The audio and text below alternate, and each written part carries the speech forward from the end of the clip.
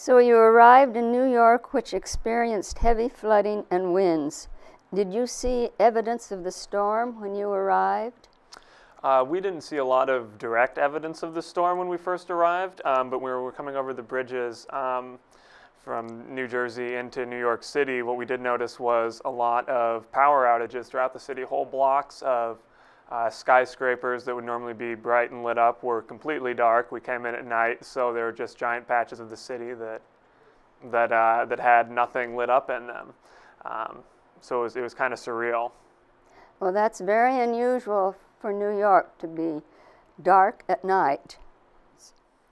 Can you tell us about some of the evacuees who came to your shelter? The evacuees kind of came from all walks of life. There was a great diversity among them. We had evacuees who spoke only Russian. Being in Brooklyn as we were, they spoke only Polish, and then there was a large Jewish community as well. So there were a lot of language barriers there, and like you said, a lot of them came from a assisted living home that had been damaged, and so they had special needs as well, and so they had their caretakers on hand to help them with those. What supplies did you need for your residents, and how did you find them? A lot of the supplies were donated. There was huge amounts of clothing donations that came in from all across the country, which was great. So we spent a lot of time going through those and passing out the clothes to people who needed them. There was also a lot of food donated, canned food and things that would preserve well.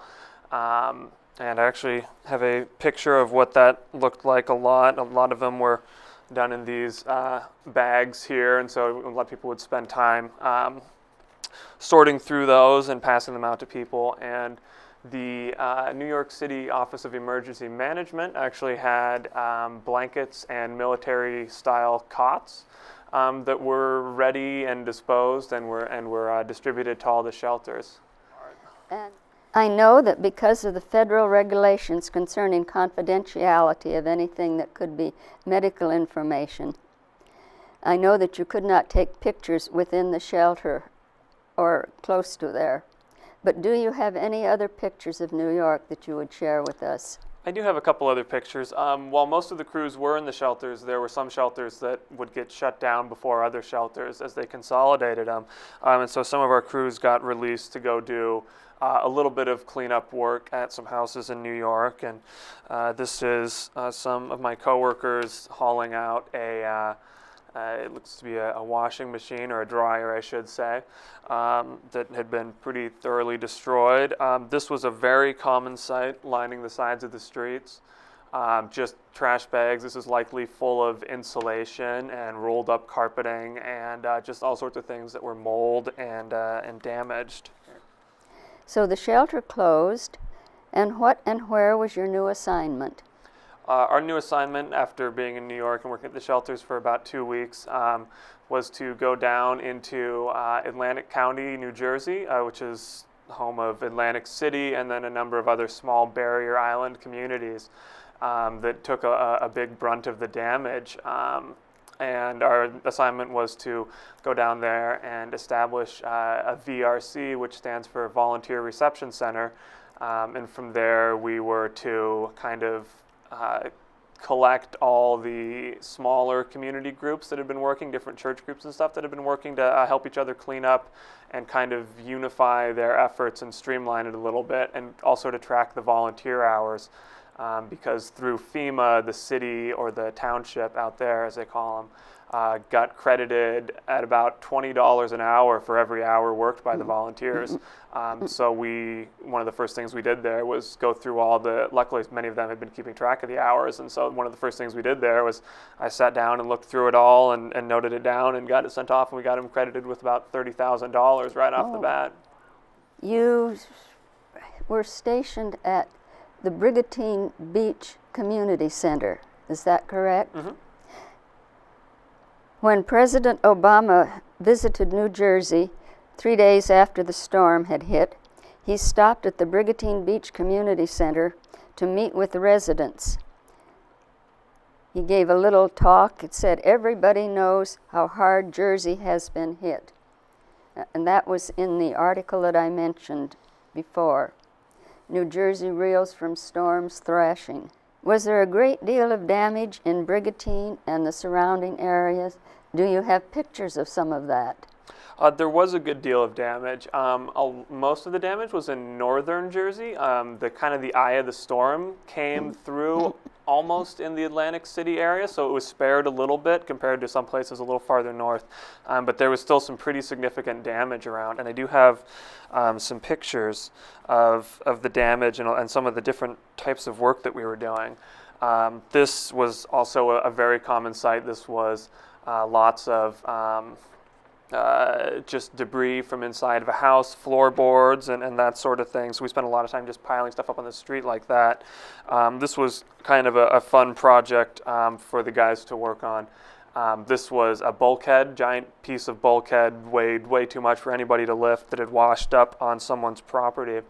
And with the equipment that we brought out, we brought some of our rigging gear and big steel cables and stuff that we would normally use for moving around falled trees in the forest or something, but they rigged it up there and were able to pull it off the guy's property and get it out into the water for someone else to come pick up.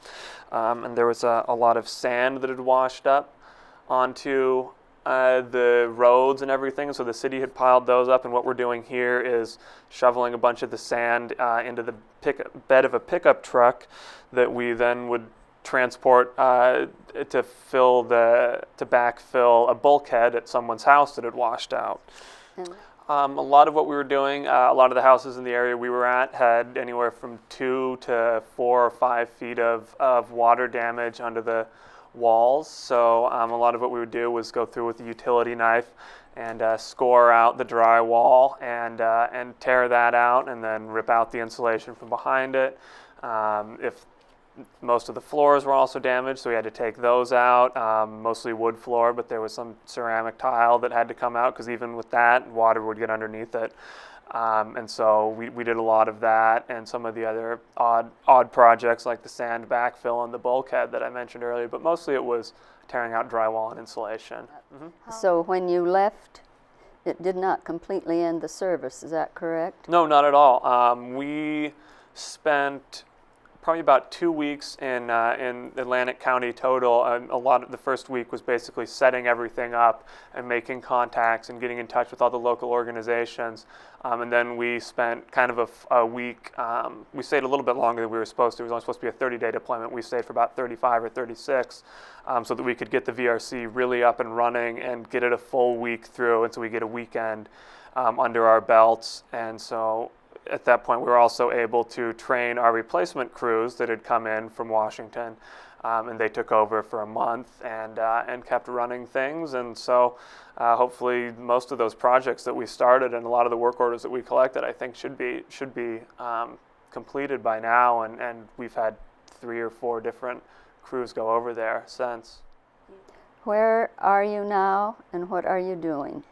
So I'm up in Skagit County. I actually live in Bellingham, but I commute down to Skagit County. The crew that I work on contracts out primarily with the Skagit Fisheries Enhancement Group, and they do salmon habitat restoration on the Skagit River, which is one of the best kept rivers as far as that goes, because the program's been really successful. So we pull a lot of blackberry and Japanese knotweed, which is like a bamboo type plant that just takes over the stream beds and is not biologically productive at all. And so when these plants take over, the salmon really take a hit, because it's just not how the ecosystem is supposed to work.